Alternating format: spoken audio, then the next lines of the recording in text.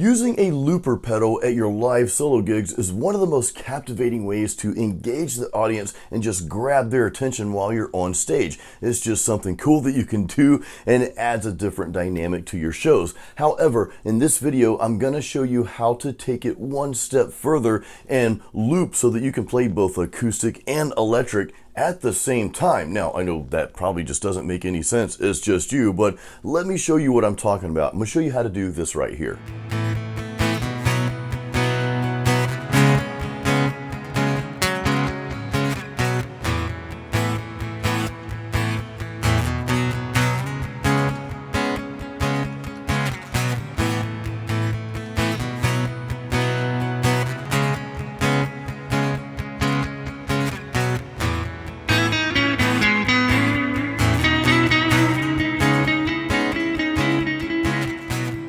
Now we're going to dive right into the music gear that you need to do this. Actually, there's only 3 components here. Now, of course, you've got the rest of your live gear setup. We'll talk a little bit more about that at the end of the video. I've got some additional tips I'd like to share with you, so hang around for that. But I'm going to share the gear you need, how to connect everything, and take you step by step through the process of what I did, and you'll hear some more of that later too. So hang around for the entire video. We're just going to have a good time together here. Let's get into the music gear that I'm using for looping live on stage at my shows. So there are 3 key components I'm going to go over here. Now, you don't have to use what I'm using, and actually there's really only one piece of gear that you need to do what I just did that you heard in the beginning of this video, but I'll tell you why I use these other components. There are legitimate reasons, and I think they'll save you a little bit of headache as well. Music gear number 1 is my Pod Go, the Line 6 Pod Go here. Now, I started using this thing probably about a year after I started doing these live gigs on a regular basis, and there are 2 reasons why I use this specific unit. For one, it simplifies my stage setup. It's small, it's compact, and hey, it just works for what I need it to work for. But the second reason along with that is that I've got one piece of gear for both acoustic and electric, meaning I don't have to lug an acoustic amp and an electric amp or acoustic DI. I don't have to have separate pieces of gear for acoustic and electric. This thing allows me to have everything in one unit. For example, you can see on screen here, these are my patches for acoustic. This is the bank I have that I've set up my acoustic patches on. Now I can switch over to another bank and I've got a set of patches for my electric. So I can easily just kind of toggle back and forth. If I'm playing acoustic, well, I'll use one of my acoustic patches. If I'm playing electric, I'll use one of the electric patches. So again, it's simplification on stage. And although processors like this may not be the ideal sound you're going for, I think they sound good, or at least good enough to have a really awesome live show. And that's really what you're going for. You're playing to a crowd of people that want to hear just some good music that they're familiar with or maybe haven't heard in a while, versus trying to show out your awesome tone to the one guitar player that's sitting out in the audience. And to my ears, it sounds perfect for what I'm doing for these live shows. Now, when I get up and play metal with this thing, probably not. I know I've got a video out there on metal with the Pod Go, but no, this isn't really built for that in my opinion. But again, for these live solo gigs, for doing what I'm doing here, it works perfect for that purpose. Next up, I am using a looper pedal here. Now, before I get into this thing, some of you are saying, wait a minute, Jason, I thought the Line 6 Pod Go had a looper as well. Here's the problem, and this is more of a Jason problem, not a gear problem. Yes, the Pod Go has a looper. Now, for the looper on this thing, you have to set it as an effect, like a stomp box. So in my case, I would have to click record, right? It's recording the loop, then I stop it, click. Now, to get my electric, I'm going to have to get out of that function, right, to go to my patch of electric sounds, or my bank of electric guitar sounds, switch over to that, and then of course reverse the whole thing to get back to the loop function to turn it off. That is a lot of clicking. So I like to reduce the amount of things that I have to do on stage. If you play live already, you know that singing and playing songs, well, that's a task on its own. So my goal is to always reduce the amount of stuff I have to do on the floor when it comes to clicking and stomping and all that good stuff. Now, back to the looper here. So I have a separate looper. The reason why I have this specific looper, this is the TC Electronic Ditto X4, is because there is a dedicated stop button on here. Now, this goes back to a Jason problem, not a gear problem, but on the loopers, and I had the original Ditto, okay, I had that pedal, I've got a video on that, so if you guys want to go check that out later, feel free to. But the problem with that pedal, it worked perfectly. However, to stop the loop, you had to click twice. Well, for some reason, that just threw me off, you know. I'm playing a little a lead solo to a rhythm, but now I want to stop the loop and go right back into singing. Well, having to click twice, it kind of threw me off. So again, Jason problem, definitely not a gear problem, but to solve that problem, well, I got a looper with a dedicated stop. Now I know they have, and I'm not really highlighting the Ditto series here, it's just kind of what I fell upon. They have a Ditto X2 with less clicks, less buttons on here, which I kind of prefer because I don't use hardly any of this other stuff. I record my rhythms to play some leads over it, and I set this to stop. I've got the dedicated stop button there. With the X2, you've just got the record and you've got a button for dedicated stop. So anyway, again, you don't have to go with this brand necessarily. Any looper will do. I'm just sharing what I use and how this simplifies my whole stage setup and performance. I want to simplify my performance as well so that I can focus on the actual performance and not on, clicking a bunch of buttons down there. Next up is a wireless, and here I am using the Boss WL20L wireless.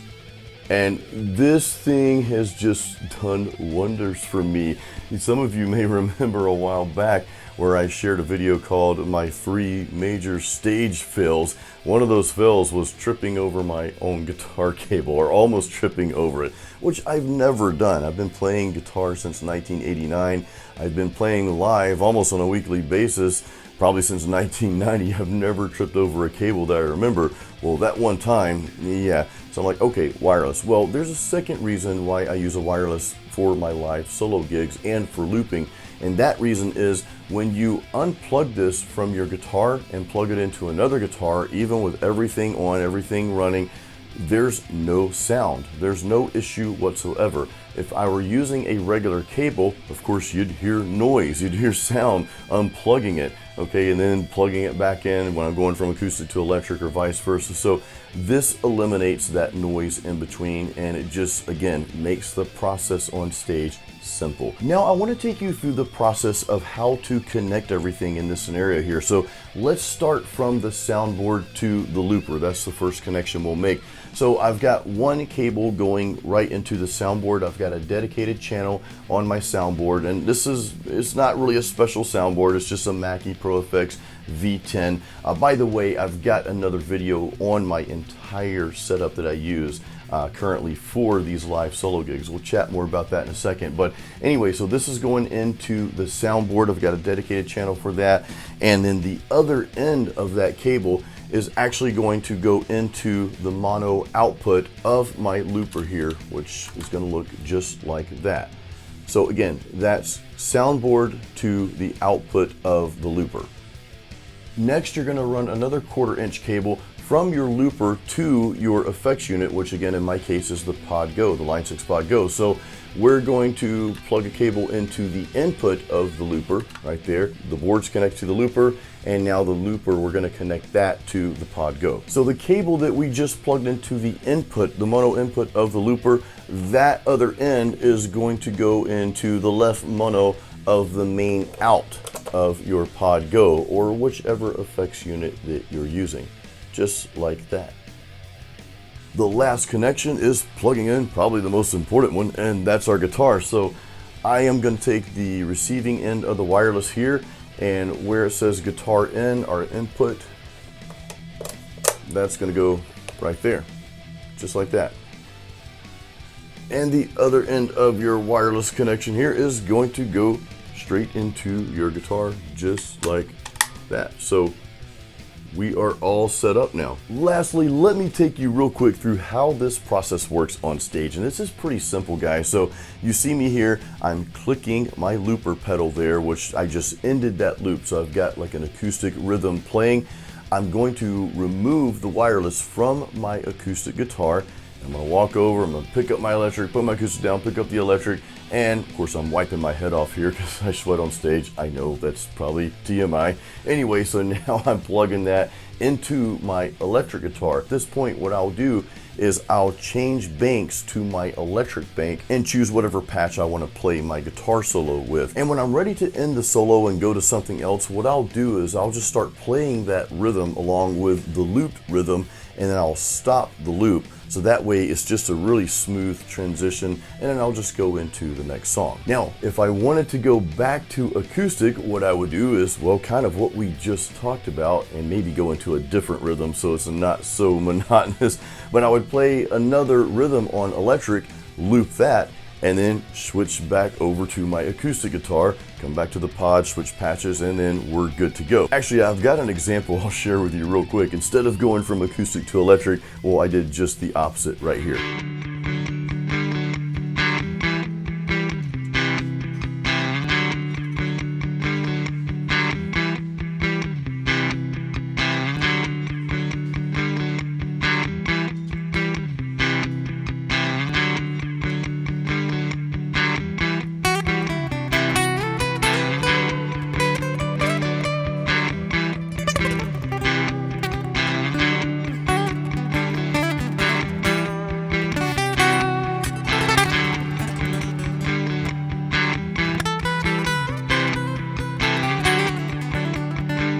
Guys, I hope this video helped you, and I hope you got some value out of it. Now, real quick, I've got another video sharing my entire live gig setup. Actually, I just put that video out a couple of weeks before this one, so that is current and updated.